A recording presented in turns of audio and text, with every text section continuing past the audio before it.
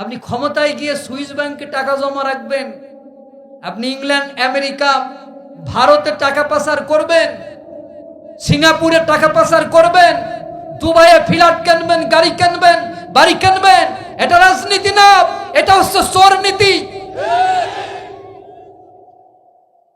এটারে রাজনীতি বলে না। রাজার নীতি, নীতির রাজা। আমাদের রাজাকে, আমরা সেই নীতিতে চলি। সেই নীতি হলো কোরআন। সেই নীতি কি? কোরআন।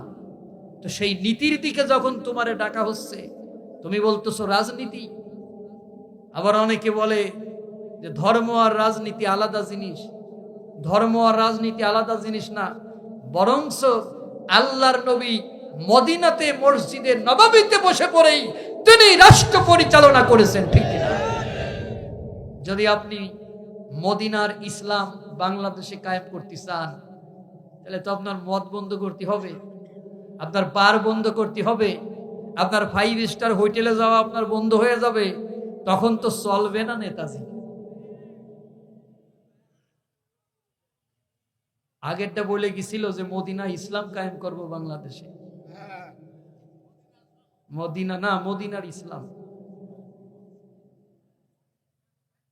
এই সমস্ত ধর্ম ব্যবসায়ীরা সিজনাল ব্যবসায়ী, নির্বাচনের সময় মাথায় টুপি দেয়, অথচ 5 বছরে আর টুপির খবর থাকবে না, বরং টুপিওয়ালাদের পিটাবে।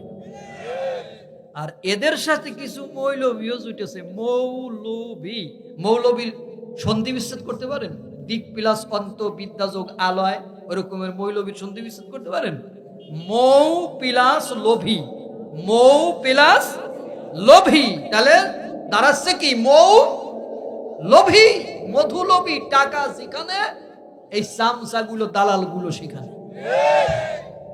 তা না হলে বাইতুল মোকাররমের খতিব পালায় চলে যায়। মদিনা সনদ বাস্তবায়ন করে গেছে বাইতুল মোকাররমের খতিবের মাধ্যমে,